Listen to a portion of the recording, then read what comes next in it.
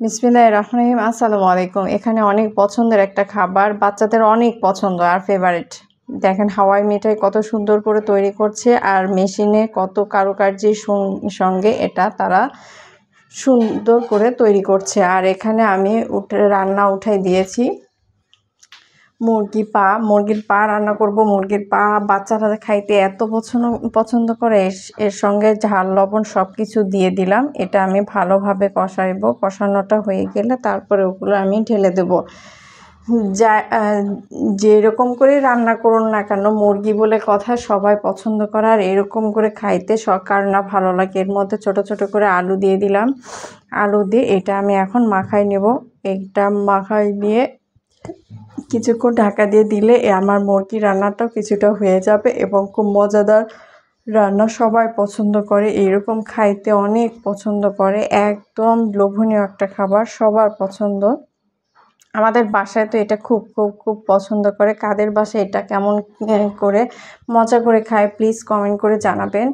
খাবার যেমনই হোক আর যেভাবে রান্না করুন না কেন, পছন্দ মতো রান্না করলে সবাই পছন্দ করে। আর অনেকে বলে যে হে এটা কেমন করে খায়, আর এটা খাইতে অনেক মজা আর অনেক টেস্ট। যারা খেতে পারে তাদের কাছে তো জিভে পানি চলে আসছে। অনেক লোভনীয় একটা খাবার। আমরা মাঝে মধ্যে এরকম করে রান্না করি এবং এইটা খাইতে অনেক মজা লাগে। এটা হয়ে গেছে, আমার রান্নাটা কমপ্লিট। এখানে আমি কিছু ফুলগুলো সুন্দর করে সাজিয়ে রাখা হয়েছে, সেটাও দেখতে সুন্দর। এখানে পেঁপে কাটবো, পেঁপেটা ভালো করে ভাবে ধুয়ে নিয়েছি। দেখেন পেঁপেটার কালারটা কতটা সুন্দর আর টাটকা, একদম ভালো পেঁপেটা। দেখেন একদম শক্ত। আর এখানে লাউটা নিয়েছি, একদম টাটকা চিংড়ি মাছ দিয়ে লাউ রান্না করেছি। এখানে লাউয়ের পদই বেশি আমি রান্না করেছি।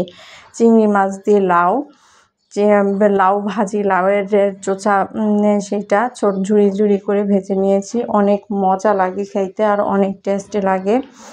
দেখেন কালারটা কতটা সুন্দর আর কতটা লোভনীয়। এরপর ভাজবো লাল শাক। লাল শাকটা এত পছন্দ বাচ্চাদের জন্য অনেক, আর এটাও তো লোভনীয় হয়ে আছে। লাল শাক, লাল টকটকা লাল শাক, এটা লাল ভাত দিয়ে খাইতে এত মজার, এত টেস্ট। আর এটা সবার পছন্দের খাবার, সবাই পছন্দ করে এই লাল শাক। লাল শাকে প্রচুর পরিমাণে ভিটামিন রয়েছে, যা শরীরের জন্য অনেক অনেক উপকারী। এখানে আমি পেঁয়াজ, মরিচ, কাঁচামরিচ, রসুন সব কিছু উপকরণ দিয়েছি। শাক ভাজি করতে অবশ্যই রসুনটা লাগে। রসুনটা না হলে এর ফ্লেভার বা গন্ধটা সঠিক আসে না এবং খাইতেও ভালো লাগে না। এটা আমার একটু লাল লাল হইলে আমি শাকটা উঠাই দেব। পেঁয়াজ মরিচ একটু পরিমাণ মতো দিলে বাচ্চারা মজা করে খেতে পারে এবং ভালো লাগে।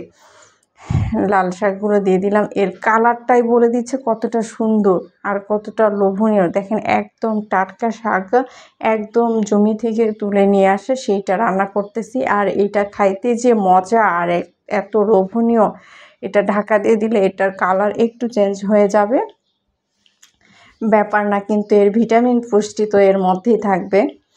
লাল শাক বলে কথা, লাল লাল ভাত মজা করে খাবে, সবাই পছন্দ করে। আর বাচ্চারা তো লাল ভাত বললে তো এটা আগে চেটে পুটে খাবার। এতে প্রচুর পরিমাণে ভিটামিন রয়েছে শাকে। এই যে দেখেন কালারটা চেঞ্জ হয়ে গেছে আর নিচে পানিটা লাল টকটকা বের হয়েছে। এটাই হচ্ছে পুষ্টি, যা আমাদের শরীরের জন্য অনেক অনেক উপকারী। মজার মজার শাক আর ভাজি এরকম হলে কথাই নেই। আল্লাহ হাফেজ।